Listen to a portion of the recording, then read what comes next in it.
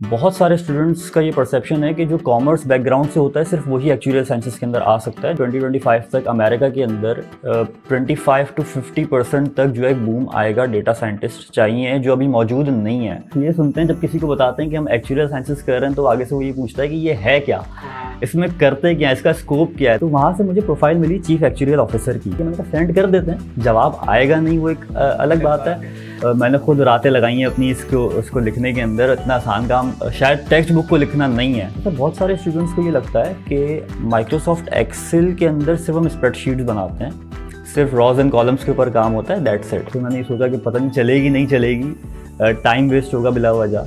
मैं ये कह सकता हूँ कि यूनिवर्सिटी की लर्निंग से ज़्यादा मुझे उस इंटर्नशिप ने हेल्प किया था मार्केट वैल्यू को आइडेंटिफाई करने के अंदर और डिग्री का पोटेंशियल क्या है उसको आइडेंटिफाई करने के अंदर। उस वक्त जो एडमिशन्स ओपन थे वो सिर्फ कराची यूनिवर्सिटी के थे।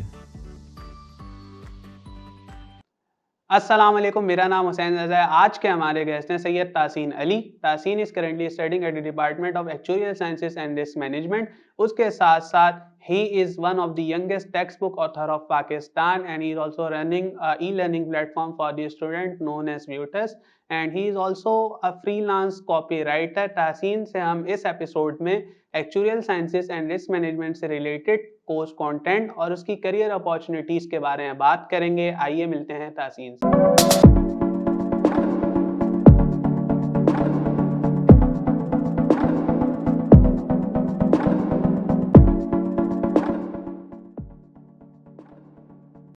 अस्सलाम वालेकुम तासीन। वालेकुम सलाम। Thank you so much for coming on the show. और सबसे पहले मुझे आप ये बताएं कि अपनी बेसिक एजुकेशन के बारे में बताएं, यानी आपने मैट्रिक कहाँ से किया था, फिर इंटरमीडिएट। सो मैट्रिकुलेशन जो है मेरा हबीब पब्लिक स्कूल से था और आगा खान बोर्ड से मैंने कंप्यूटर साइंसेस के अंदर मैट्रिकुलेशन अपना कंप्लीट किया था। सही।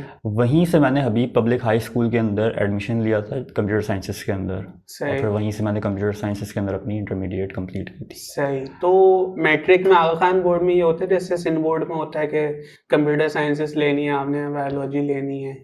बिल्कुल, ये ऑप्शंस होते हैं इसके अंदर, कंप्यूटर साइंस, बायो और ह्यूमैनिटीज, कॉमर्स। तो आपने क्या ली थी? Computer science. तो आपका शुरू से कंप्यूटर साइंस में जाने का? बिल्कुल ऐसे ही है, कंप्यूटर साइंस के अंदर मेरा इंटरेस्ट था। सही। और प्रोग्रामिंग के अंदर। प्रोग्रामिंग के अंदर। तो इंटरमीडिएट के बाद की क्या जर्नी थी, आपने वो कंप्यूटर साइंसेस में किस यूनिवर्सिटी की तरफ परसू किया? अप्लाई तो मैंने 4 से 5 यूनिवर्सिटीज़ के अंदर किया था। IBA के अंदर किया था, ज़ैबिस्ट के अंदर किया था, बहरिया के अंदर किया था, फास्ट में किया था। मेरा एडमिशन ज़ैबिस्ट में हो चुका था। सही। और वहाँ मैंने एक सेमेस्टर कंप्लीट भी किया था। सही। लेकिन क्योंकि मेरा इंटरेस्ट जो है वो computer science plus business finance knowledge आपके पास होनी चाहिए उस तरफ ज़्यादा था। प्रोग्रामिंग के साथ साथ आप डाटा को एनालाइज करना भी सीखें, फाइनेंशियल डाटा को एनालाइज करना सीखें, वो चीज़ें मुझे ज़्यादा जो है इंटरेस्ट कर रही थी। तो इस वजह से मैंने एक ऐसी डिग्री परस्यू करनी थी जहाँ मैं ये दोनों चीज़ें एज अ कॉम्बिनेशन पढ़ सकूँ। तो मेरे पास 2 ऑप्शंस थे, एक तो डाटा साइंस था और दूसरा एक्चुरियल साइंसेस था। तो एक्चुरियल साइंस जो है वो सिर्फ 2 यूनिवर्सिटीज़ करवाती हैं, एक CVM करवाती है और एक KU करवाती है, कराची यूनिवर्सिटी करवाती है। उस वक्त जो एडमिशन्स ओपन थे वो सिर्फ कराची यूनिवर्सिटी के थे, तो एक ऑप्शन मेरे पास यही बचता था। तो यहाँ पर मैंने फिर एक्चुरियल साइंसेस के अंदर जो है परस्यू करने का सोचा और एडमिशन ले लिया। सही। अच्छा, मुझे एक्चुरियल साइंसेस में आप अभी डिग्री कर रहे हैं, you are in 4th year. तो सबसे पहले मुझे ये बताएं कि एक्चुरियल साइंसेस जो डिग्री है ये क्या है, इसका कोर्स कंटेंट क्या है? जैसे बहुत सारे लोगों को पता ही नहीं होगा, उन्होंने पहली बार नाम सुना कि भाई ये वाली डिग्री भी एग्जिस्ट करती है। तो इसके बारे में बताएं कि आप इसका कोर्स कंटेंट क्या होता है। अच्छा, जैसा भी बताया मैंने आपको कि इसके अंदर जो है आप फाइनेंशियल नॉलेज भी ले रहे होते हैं, उसके साथ आप प्रोग्रामिंग भी पढ़ रहे होते हैं, उसके साथ अकाउंटिंग, फाइनेंस, इकोनॉमिक्स, ये सारे कोर्स जो है वो आप इसके अंदर एज अ कॉम्बिनेशन पढ़ रहे होते हैं। बहुत सारे स्टूडेंट्स का ये परसेप्शन है कि जो कॉमर्स बैकग्राउंड से होता है सिर्फ वही एक्चुरियल साइंसेस के अंदर आ सकता है, जबकि ऐसा नहीं है।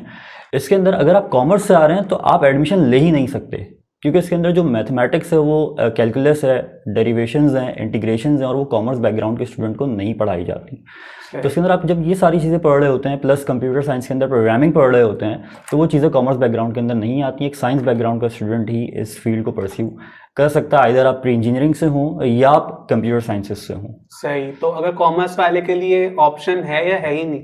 है ही नहीं ऑप्शन, मतलब कॉमर्स और प्री मेडिकल वाले नहीं आ सकते। वो अगर एड मैथ्स ले लें, एडिशनल मैथ्स ले लें, वो कैलकुलस पढ़ लें, तो फिर ये ऑप्शन आपके पास इनेबल हो जाता है, अदरवाइज ये ऑप्शन आपके पास मौजूद नहीं है फॉर कॉमर्स स्टूडेंट्स। सही। उसके अलावा मुझे ये बताएं कि इसका स्कोप क्या है?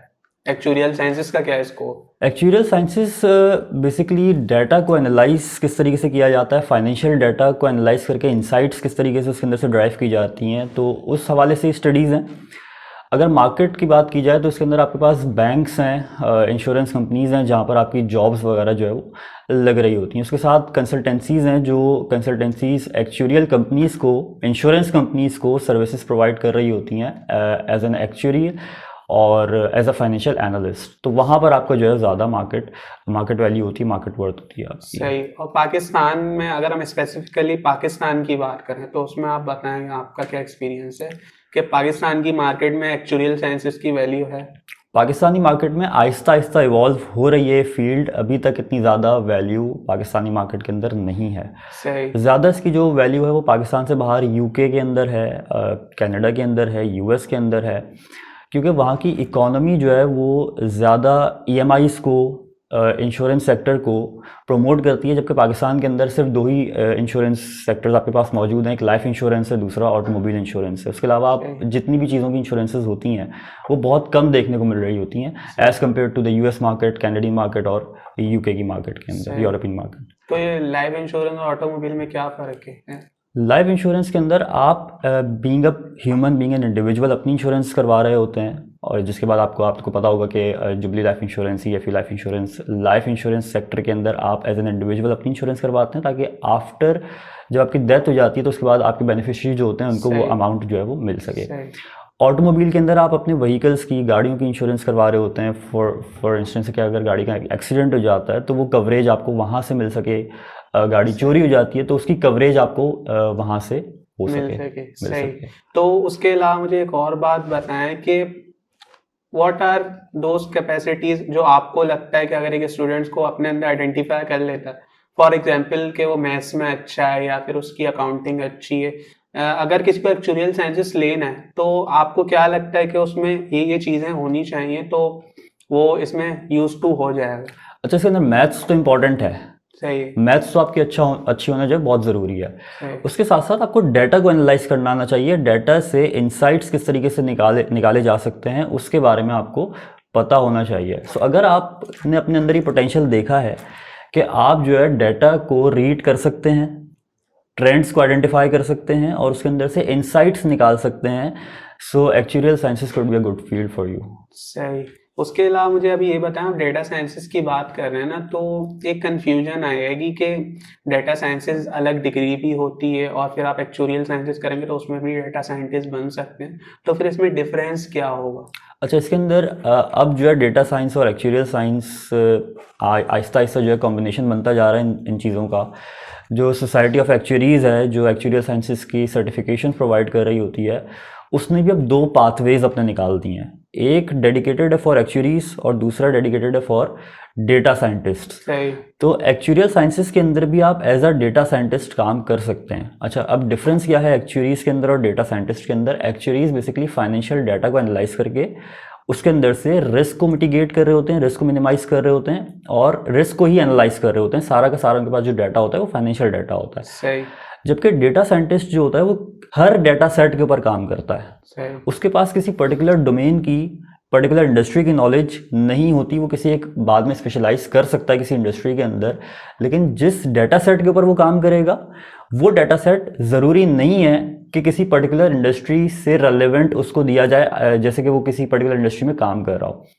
हर डाटा सेट के ऊपर काम करेगा। सेकंड जो डिफरेंस है वो ये है कि data scientist machine learning models खुद बना रहा होता है, खुद जनरेट कर रहा होता है फॉर प्रेडिक्शन, जबकि एक्चुअली मॉडल्स के ऊपर काम नहीं करता, मॉडल डेवलपमेंट के ऊपर काम नहीं करता। वो सिर्फ मॉडल्स को यूज़ करके डाटा को एनालाइज करने के अंदर काम कर रहा होता है। सही। तो अभी आपने सोसाइटीज ऑफ एक्चुरीज की बात करी, वो कोई सर्टिफिकेशन इशू करती है? बिल्कुल ऐसी है। तो ये सोसाइटी ऑफ एक्चुरीज क्या है? बेसिकली जिस तरीके से चार्टर्ड अकाउंटेंसी की सर्टिफिकेशंस होती हैं, ICAP उसकी सोसाइटी है जो सर्टिफिकेशंस ऑफर कर रही होती है। सिमिलरली एक्चुरियल साइंसेस के अंदर भी आपके लिए सिर्फ डिग्री कंप्लीट कर लेना मैटर नहीं करता। इसके साथ साथ आपको सोसाइटी ऑफ एक्चुरीज की सर्टिफिकेशंस कंप्लीट करनी होती हैं, जिसके अंदर बेसिक सर्टिफिकेशंस की अगर बात करूं तो फाइनेंशियल मैथमेटिक्स के कोर्सेज हैं, प्रोबेबिलिटी के कोर्सेज हैं, IFO के कोर्सेज हैं जिसके अंदर फाइनेंशियल मैनेजमेंट आती है, फाइनेंशियल एनालिसिस आती है। ये कोर्सेज आपने कंप्लीट करने होते हैं जब जाके आप एक एक्चुअरी बनते हैं, जिसके अंदर डिफरेंट लेवल्स हैं। एसोसिएट होता है, फेलो होता है। अगर आप एसोसिएट या फेलो के लेवल तक पहुंच जाते हैं तो आप फिर किसी अच्छे रैंक के ऊपर पहुंच सकते हैं और फिर वो वर्थ इट होता है। अदरवाइज वो एक्चुअल साइंसेस करना इतना ज़्यादा वर्थ इट नहीं है। मतलब अगर आपने ग्रेजुएशन कर ली तो एक्चुअल साइंसेस की आपकी डिग्री मानी जाएगी? डिग्री कंसिडर की जाएगी, लेकिन आप एज एन एक्चुअली कंसिडर नहीं किए जाएंगे। अच्छा, there is a difference between कि आपने डिग्री कर ली है और फिर आपने कोर्सेज अगर नहीं किए हैं। एग्जैक्टली, सोसाइटी ऑफ एक्चुअरी की बिल्कुल तरफ ऐसी है। से। सही। तो एक और बात मुझे ये बताएं कि स्पेशलाइजेशन भी होती होगी ना इसमें। बिल्कुल। जैसे किसी ने बीएस इन एक्चुरियल साइंसेस की है या आपकी फाइनल ईयर में कोर्सेज की आपको चॉइस मिलती है कि आपने ये कोर्सेज सेलेक्ट करने, या फिर पोस्ट ग्रेजुएट लेवल पे इसकी क्या करियर अपॉर्चुनिटीज हैं? पोस्ट ग्रेजुएट लेवल के ऊपर आप आगे जाके या तो मास्टर्स और पीएचडी अपना डेटा साइंसेस के अंदर कर सकते हैं, सही। या एक्चुरियल साइंसेस को ही या रिस्क एनालिसिस को परस्यू कर सकते हैं। सही। तो और इंटरनेशनल अपॉर्चुनिटीज की अगर हम बात करें तो मास्टर्स में स्कॉलरशिप्स वगैरह? एक्चुरियल साइंसेस के अंदर काफ़ी ज़्यादा स्कॉलरशिप्स आती हैं, और उसके अलावा डेटा साइंसेस क्योंकि एक बूमिंग फील्ड है, और एक रिसर्च आर्टिकल में पढ़ रहा था कि 2025 तक अमेरिका के अंदर 25 to 50% तक जो है बूम आएगा। डेटा साइंटिस्ट चाहिए जो अभी मौजूद नहीं है। सही। अच्छा, आजकल एक चीज़ जो है वो ये भी होती है कि हर दूसरा शख्स जो है लिंक्डइन के ऊपर ये लिख लेता है कि मैं डेटा साइंटिस्ट हूँ, जबकि उसको जो टूल्स आते हैं वो सिर्फ एक्सेल आता है और वो पावर बीआई आता है, उस पर काम करना आता है, जबकि वो खुद को डेटा साइंटिस्ट कह रहा होता है। तो डेटा साइंटिस्ट बेसिकली जब आप बनते हैं जब आप मॉडल्स को डेवलप करना सीख जाते हैं, मशीन लर्निंग मॉडल्स को डेवलप करना सीख जाते हैं, डेटा को उसको मशीन को रीड करवाना, मशीन को लर्न कैसे करवाया जाता है, डेटा को, डाटा सेट को किस तरीके से क्लीन किया जाता है, फीचर इंजीनियरिंग किस तरीके से की जाती है। जब आप ये सारी चीज़ें सीख जाते हैं तब आप जाके एक डेटा साइंटिस्ट बनते हैं।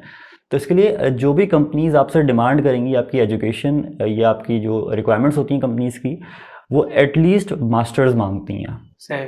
ये आप इंटरनेशनल लेवल पे बात कर रहे हैं जी। कि अगर वो इंटरनेशनल लेवल पे एज अ डेटा साइंटिस्ट काम करना चाहता है तो उसे मशीन लर्निंग भी आनी एग्जैक्टली चाहिए। ऐसे ही है। और आपने अभी बात कही ना कि अमेरिका में 50% के करीब बढ़े आएंगे, क्योंकि अभी हम देखेंगे ना कि डाटा पे ही सब कुछ चल रहा है। जितने भी सॉफ्टवेयर हैं, फेसबुक है, ये आपका बिल्कुल ऐसे सारा ही है। एक्सपीरियंसेस ले रहे हैं, तो ये डाटा ही है ना। आपकी क्या प्रायोरिटीज हैं, आपको क्या चीज़ पसंद बिल्कुल है, ऐसे फिर ही है। उसी बेसिस पे आपको एड्स दिखा रहे हैं। बिल्कुल ऐसे ही है। सही। तो उसके हिसाब से अगर हम देखें तो डाटा साइंटिस्ट का स्कोप तो बहुत है।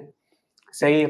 उसके अलावा आप मुझे एक और चीज़ बताएं कि इंटरनेशनल मार्केट की तो आपने बात कर दी, और what are the some resources जो आप सजेस्ट करेंगे अगर कोई एक्चुरियल साइंसेस का स्टूडेंट है, जिस रिसोर्सेज ने आपको हेल्प करी है, कोई आर्टिकल्स वगैरह, कोई वेबसाइट या कोई यूट्यूब चैनल, अगर कोई एक्चुरियल साइंसेस पढ़ रहा है तो उसके लिए क्या रिसोर्सेज आप सजेस्ट करेंगे कि वो उसे हेल्प करें? अच्छा, एक्चुअल साइंसेस के रिसोर्सेज तो वैसे काफ़ी कम हैं, क्योंकि ये इतनी डिग्री जो है इतनी ज़्यादा आइडेंटिफाइड नहीं है मार्केट के अंदर, और इतने ज़्यादा स्टूडेंट्स इसको जानते भी नहीं हैं। सही। तो रिसोर्सेज की कम है, लेकिन जो कम रिसोर्सेज हैं वो वैल्यूएबल रिसोर्सेज हैं। नंबर 1 रिसोर्स इसका मैनुअल आता है फाइनेंशियल मैथमेटिक्स का, प्रोबेबिलिटी का, जो सोसाइटी ऑफ एक्चुअरी खुद रिलीज़ कर रही होती है। तो वो मैनुअल अगर आप रीड कर लें, उसके अंदर पास्ट पेपर्स के क्वेश्चंस होते हैं, उसके अंदर जो एक्सरसाइजेज होती हैं, अगर आप उसको सॉल्व कर लें तो वो ही काफ़ी ज़्यादा आपकी हेल्प कर रहा होता है आपको पेपर क्लियर करवाने के अंदर। सही। उसके अलावा एडेक्स का कोर्स है, एडेक्स के ऊपर फाइनेंशियल मैनेजमेंट का, फाइनेंशियल मैथमेटिक्स का और एक्चुरियल साइंसेस का एक कोर्स है। अगर वो कोर्स कंटेंट आप लोग पढ़ लें और उन वीडियोस को थोरली देख लें तो वहाँ से भी काफ़ी ज़्यादा हेल्प हो रही होती है आपकी फाइनेंशियल मैथ्स के पेपर के अंदर। सही। तो ये मैनुअल उस वेबसाइट पे मिल जाएगा? मैनुअल उस वेबसाइट के ऊपर अवेलेबल है, और edx.org जो आपने बताया उस पे कोर्स अगर कोई करना चाहे तो कर सकते हैं? जी बिल्कुल, फ्री कोर्स है, वो कर सकता है वहाँ से। सही। तो अच्छा, मुझे एक और चीज़ बताएं कि आपने तो मुझे बता दिया कि मुझे इंटरेस्ट था कि मुझे कॉम्बिनेशन पढ़ना है, एक तो प्रोग्रामिंग हो गई, दूसरा मुझे अकाउंटिंग वगैरह का शौक था।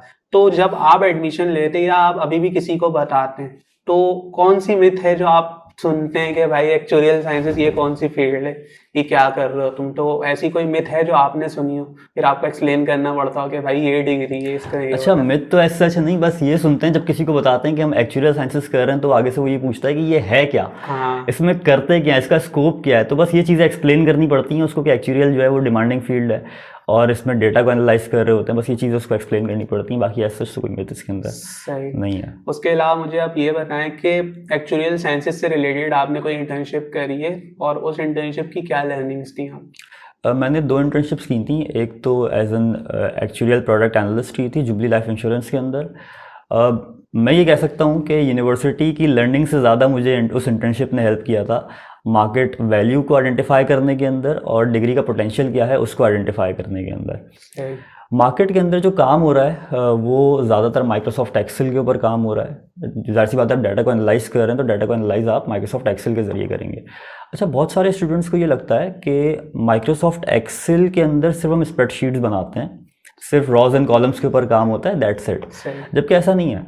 माइक्रोसॉफ्ट एक्सेल के ऊपर अगर आपको VBA नहीं आता, अगर आपको मैक्रोज पे काम करना नहीं आता, तो आप शायद एक्चुअल मार्केट के अंदर काम ना कर सकें, क्योंकि उसके अंदर आपको खुद प्रोग्राम करनी पड़ती हैं चीज़ें, आपको खुद प्रोग्रामिंग के ज़रिए चीज़ें डेवलप करनी पड़ती हैं माइक्रोसॉफ्ट एक्सेल के अंदर, जब जाके आप अपने टूल्स डेवलप कर पाते हैं फॉर एक्चुरीज, और जो आपको बीइंग अ प्रोफेशनल मार्केट में हेल्प कर सकें और जो इंडस्ट्री को हेल्प कर सकें। सही, तो आपने ये इंटर्नशिप में सीखा एक्सेल में जो मैक्रो वगैरह? एग्जैक्टली, मैंने इंटर्नशिप में सीखा। तो ये जुबली वाली इंटर्नशिप आपने कैसे हैंड करी? अच्छा, बड़ी मज़े की कहानी है। काफ़ी अरसे से मैं अप्लाई कर रहा था जुबली लाइफ इंश्योरेंस के अंदर, तो मुझे कोई रिस्पांस आ नहीं रहा था उनका ख़ास। वो जो एक ईमेल होती है उनकी करियर्स की, उसके ऊपर मैं अप्लाई कर रहा था। काफ़ी दफ़ा मैंने उनको CVs सेंड की, रेज्यूमे सेंड किया अपना, लेकिन उनको कोई रिस्पांस आया नहीं। फिर मैं लिंक्डइन के ऊपर जाता हूँ, रात को 11 साढ़े 11 बजे का टाइम था। मैंने कहा लिंक्डइन के ऊपर इनको अप्रोच करता हूँ, किसी HR के बंदे को। तो वहाँ से मुझे प्रोफाइल मिली चीफ एक्चुरियल ऑफिसर की। मैंने उनको कनेक्शन रिक्वेस्ट सेंड की, मैंने मैसेज किया कि मैं गूगल सर्टिफाइड डेटा एनालिस्ट हूँ और मुझे जो है यहाँ पे इंटर्नशिप करनी है उस कंपनी के अंदर। With in half an hour उनका मुझे रिस्पांस आया था कि आप मुझे अपना रेज्यूमे सेंड करें। मैंने उनको रेज्यूमे सेंड किया, मैंने कहा सेंड कर देते हैं, जवाब आएगा नहीं वो एक अलग बात है। वेरी नेक्स्ट डे वहाँ से मुझे कॉल आती है कि आप इंटरव्यू देने आ जाएं, आपकी हमें जो रेज्यूमे वो रिसीव हुआ था for the position of internship. तो वहाँ पर जब मैं इंटरव्यू देने जाता हूँ तो उसी वक्त वो लोग मुझे ये कहते हैं कि आप ज्वाइन कब से कर सकते हैं। तो फिर जो है वेरी नेक्स्ट डे मैं जो ज्वाइन कर लेता हूँ उनको, वो 4 या 5 वीक्स की जो है वो इंटर्नशिप जाती है। तो आप क्या सजेस्ट करेंगे अगर कोई इंटर्नशिप के लिए रीच करना चाह रहा है, तो what would be the tips and tricks कि भाई आप ये अप्लाई करें तो चांसेस हैं कि आपकी इंटर्नशिप को प्रायोरिटी मिलेगी, आपकी CV को प्रायोरिटी मिलेगी? सबसे पहले तो जो है अपने कोर्सेज स्ट्रॉन्ग करें। सही। जो एडिशनल कोर्सेज हैं, जो लाइक जैसे मैंने गूगल के कोर्सेज किए हुए हैं डेटा एनालिसिस के ऊपर, आप ऑनलाइन कोर्सेज बहुत सारे अवेलेबल हैं डेटा को लेके, एक्चुरियल साइंसेस को लेके और फाइनेंशियल एनालिसिस को लेके, रिस्क एनालिसिस को लेके। उन कोर्सेज को आप करें ताकि आपका रिज्यूमे स्ट्रांग हो। उसके बाद आप लिंक्डइन प्रोफाइल ऑप्टिमाइज़ करें अपनी। बहुत सारे स्टूडेंट्स जो वो लिंक्डइन प्रोफाइल बना लेते हैं लेकिन ऑप्टिमाइज़ करना उनको नहीं आता कि अपनी लिंक्डइन प्रोफाइल की वैल्यू कैसे बढ़ाई जाए, मार्केट वर्थ कैसे बढ़ाई जाए उसकी, ताकि जब आप सामने वाले को रीच आउट करें तो वो आपको पोटेंशियल एक्सपीरियंस्ड प्रोफेशनल समझे। ऐसा ना हो कि वो ये समझे कि एक फेक सी प्रोफाइल है, एक स्कैम सी प्रोफाइल है और ये मुझे रिस्पॉन्ड कर रही है, तो कनेक्शन रिक्वेस्ट भी फिर आपकी एक्सेप्ट नहीं होगी। तो उसको जितना बेहतर तरीके से आप ऑप्टिमाइज़ कर सकेंगे, जितना बेहतर कंटेंट उसके ऊपर आप लिखेंगे, उतना ज़्यादा आपकी प्रोफाइल जो है वो रैंक करेगी और उतनी ज़्यादा वैल्यूबल होगी। सही। अच्छा, मुझे कोई शॉर्ट टिप्स बताएं, कोई 5 टिप्स कोई देख रहा हो कि भाई मुझे लिंक्डइन प्रोफाइल को ऑप्टिमाइज करना, उसके लिए आपकी क्या टिप्स होंगी? सबसे पहले तो आपकी प्रोफाइल पिक्चर प्रोफेशनल होनी चाहिए। सही। सेकंड, आपका जो कंटेंट है, जो आपने डिस्क्रिप्शन अपने बारे में लिखी हुई है, वो टू द पॉइंट होनी चाहिए। उसके अंदर कीवर्ड्स ऐसे होने चाहिए कि आपके बारे में आपकी पर्सनैलिटी को आइडेंटिफाई कर दें।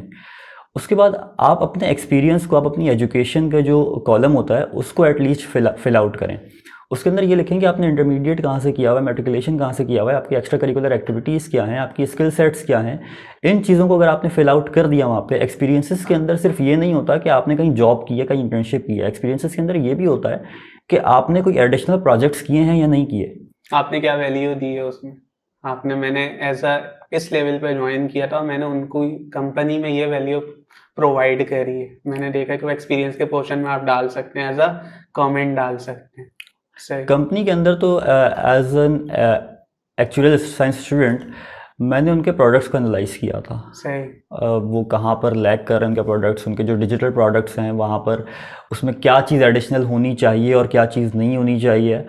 As compare to their Excel sheets. तो उस चीज़ को एनालाइज करने के अंदर मैंने जो उनको वैल्यू सही। प्रोवाइड की थी। मैं लिंक्डइन की बात कर रहा था कि वो लिंक्डइन की आपने बोला ना कि जब आप एक्सपीरियंस सेक्शन में डाल सकते हैं तो उसमें आपका ये होता है ना कि आप मैंने इस कंपनी में काम किया है, तो अगर कोई लिंक्डइन बच्चा बना रहा है तो वो अपनी कंपनी का डालता है ना कि मैंने ये इंटर्नशिप करी, तो उसमें एक ऑप्शन ये भी होता है कि आपने इंटर्नशिप में क्या वैल्यू प्रोवाइड करी, बिल्कुल तो ऐसे उसका यार, भी ऑप्शन होता है। बिल्कुल इसके ऐसे। अलावा अभी आप बात कर रहे थे कि गूगल की सर्टिफिकेशन करी, तो ये कहाँ से करी? गूगल गराज से करी है, कहाँ से? और ये फ्री कोर्स था? ये फ्री कोर्स नहीं था, ये पेड कोर्स था और अराउंड $50 to $60 इसके जो है वो ईच कोर्स आप पे करते हैं। ये एक डिप्लोमा प्रोग्राम होता है, 8 कोर्सेज होते हैं इसके अंदर। सही। तो ये कोर्सेरा से मैंने जो है कंप्लीट किया था। सही। उसके अलावा एक और चीज़ मुझे बताएं कि अब आप मुझे, मैं देख रहा था कि व्यूटर्स क्या है, व्यूटर्स के आप ओनर हैं, जी। तो व्यूटर्स के बारे में बताएं। व्यूटर्स अच्छा, व्यूटर्स जो है बेसिकली एक आइडिया ये है कि एक एड टेक कंपनी बनाई जाए जिसके अंदर आखान बोर्ड को और एक्चुरियल साइंसेस के जो स्टूडेंट्स हैं उनको कोर्सेज प्रोवाइड किए जाएं। जैसा मैंने शुरू में आपको कहा कि एक्चुरियल साइंसेस के इतनी ज़्यादा रिसोर्सेज अवेलेबल नहीं है मार्केट के अंदर। तो हमारा आइडिया ये है कि हम वो कोर्सेज, वो रिसोर्सेज स्टूडेंट्स को प्रोवाइड करें ताकि उनको प्रॉपर गाइडेंस, प्रॉपर मेंटोरशिप दी जा सके कि आप आगे अगर करियर परस्यू करना चाह रहे हैं actuarial sciences and risk management, तो आप क्या क्या रिसोर्सेज और किन किन वीडियोस के ज़रिए आप पढ़ सकते हैं, और वो वीडियोस, वो कोर्सेज हम खुद रिकॉर्ड कर रहे होंगे, हम खुद प्रोवाइड कर रहे होंगे। सही। दूसरा इसके अंदर ये है कि आखान बोर्ड के ऑनलाइन कोर्सेज अवेलेबल नहीं है कहीं पर भी, तो वो कोर्सेज, वो कोर्स कंटेंट जो है ऑनलाइन प्रोवाइड किया जा रहा है इसके। सही। तो ये ई लर्निंग प्लेटफॉर्म, ये ई लर्निंग प्लेटफॉर्म है, एडटेक प्लेटफॉर्म सही। है। उसके अलावा मुझे ये बताएं कि आपने अभी अपनी रिसेंटली मैं देख रहा था कि you are one of the youngest self publish author, yes. तो what was the thought process के बुक पब्लिश करना, उसकी क्या जर्नी थी? अच्छा, यंगेस्ट टेक्स्ट बुक ऑथर सही। मैं हूँ, सेल्फ पब्लिश्ड। तो उसके अंदर हुआ ये था कि मेरा आइडिया बेसिकली इस तरीके से आया था कि मैं पढ़ाता हूँ कोचिंग के अंदर स्टूडेंट्स को computer science from 9 to 2nd year. तो वहाँ पर आखान बोर्ड के अंदर उनकी कोई प्रॉपर बुक, प्रॉपर रिसोर्स मौजूद नहीं थी कंप्यूटर साइंसेस के अंदर। जो बुक मौजूद है उसके अंदर वो कोर्स कंटेंट अवेलेबल नहीं है जो स्टूडेंट्स को पढ़ाया जाना चाहिए। तो वो एक वो रिसोर्स बनाने के लिए मैंने पहला चैप्टर इसका लिखा और फिर मैंने ये सोचा कि पता नहीं चलेगी नहीं चलेगी, टाइम वेस्ट होगा बिला वजह। तो इसको लिखकर मैंने पहला चैप्टर अपने स्टूडेंट्स को दे दिया। मैंने कहा रीड करके मुझे रिव्यूज़ दें, सजेशंस दें कि आगे मुझे परस्यू करना चाहिए इस बुक को या नहीं करना चाहिए। सही।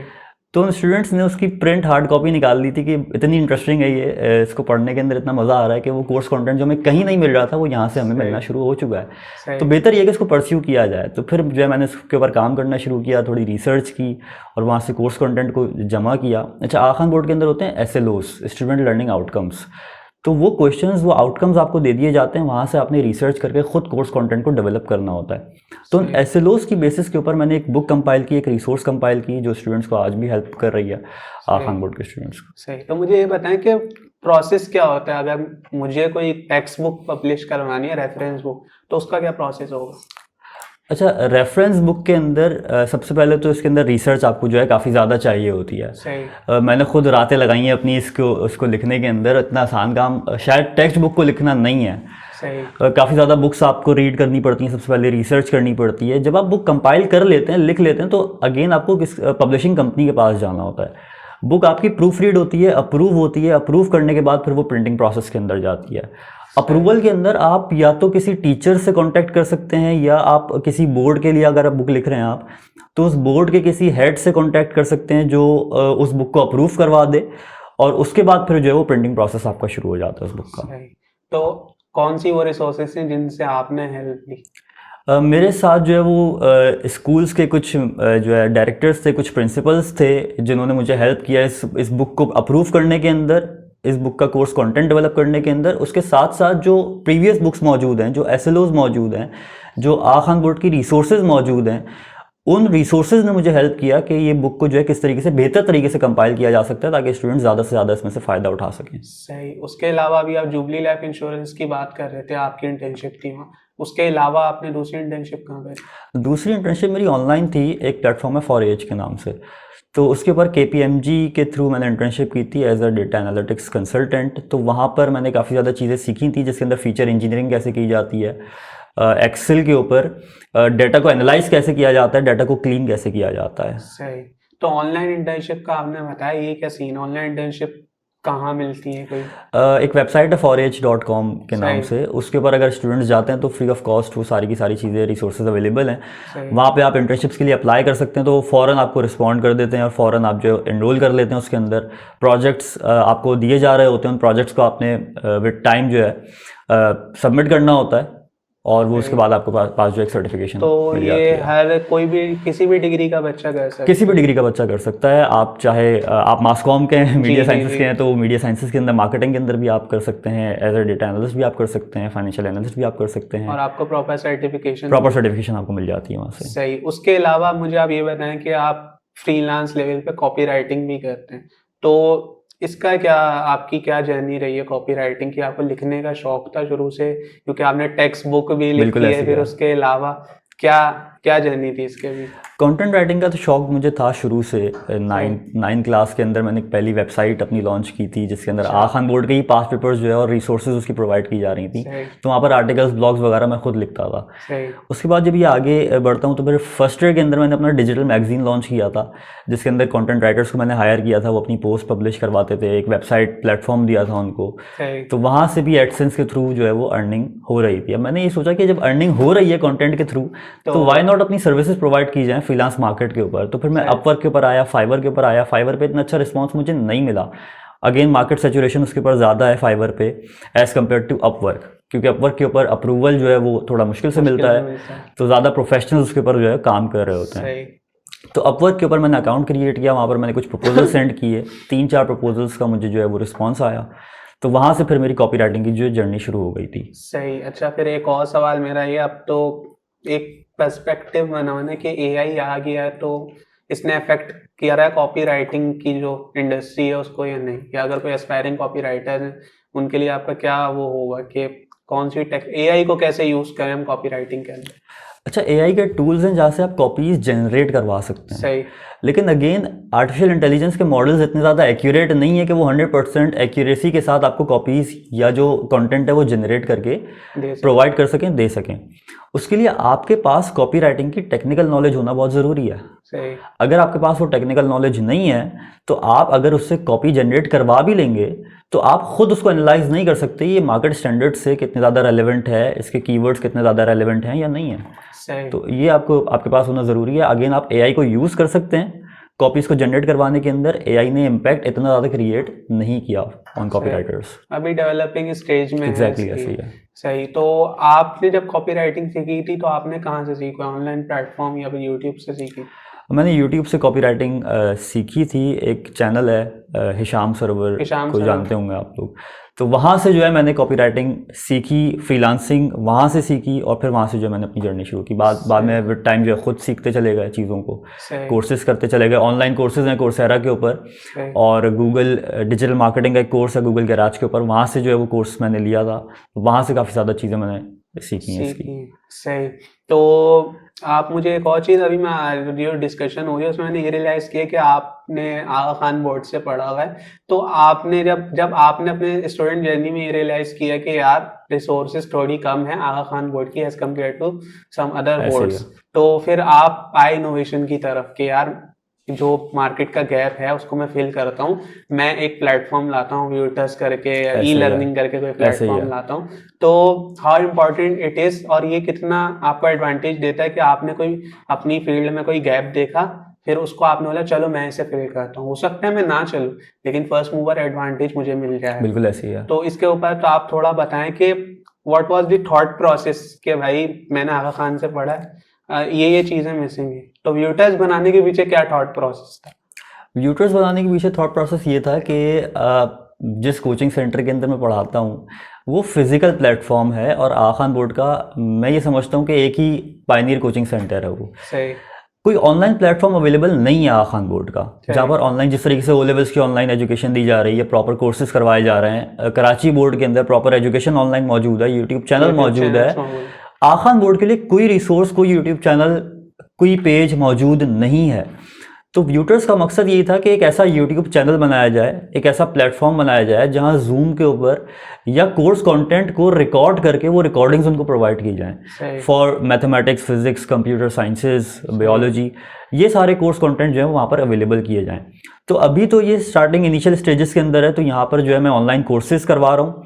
जूम के ऊपर क्लासेस हमारी रेगुलरली होती हैं, बैचेस हमारे बन चुके हैं। अब साथ साथ जो है यूट्यूब चैनल हम लॉन्च कर रहे हैं, जिसके ऊपर यूट्यूब पे जो रिकॉर्डेड कोर्स कंटेंट है वो अपलोड किया जा रहा होगा, प्रॉपर लेक्चर्स अपलोड किए जा रहे होंगे। सही, तो ये अभी आप फ्री लर्निंग प्लेटफॉर्म एग्जैक्टली अभी फ्री है, लेकिन विद टाइम इसको जो है वो सब्सक्रिप्शन बेसिस के ऊपर पेड कर देंगे। सही। उसके अलावा अब आप मुझे ये बताएं कि आपका जो फ्यूचर प्लान है रिलेटेड टू एक्चुरियल साइंसेस वो क्या है। और एक और चीज़ मैं एक्चुरियल साइंसेस में देख रहा था कि इसकी डिग्री करने में काफ़ी टाइम लग जाता है, मैंने सुना है। क्या इसमें क्या रियलिटी?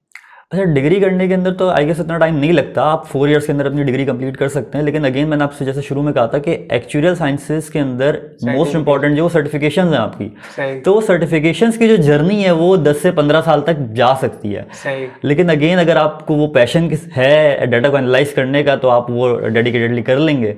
लेकिन अगर एक बोझ है आपके ऊपर, एक प्रेशर है आपको डाल दिया गया एक्चुरियल साइंसेस के अंदर, तो फिर आप वो परस्यू नहीं कर सकेंगे। तो अगर आपका पैशन है मैथमेटिक्स की तरफ, अगर पैशन है प्रोग्रामिंग की तरफ, स्टैट्स की तरफ, जब मैं आपको सजेस्ट करूंगा कि आप एक्चुरियल साइंसेस को परस्यू करें।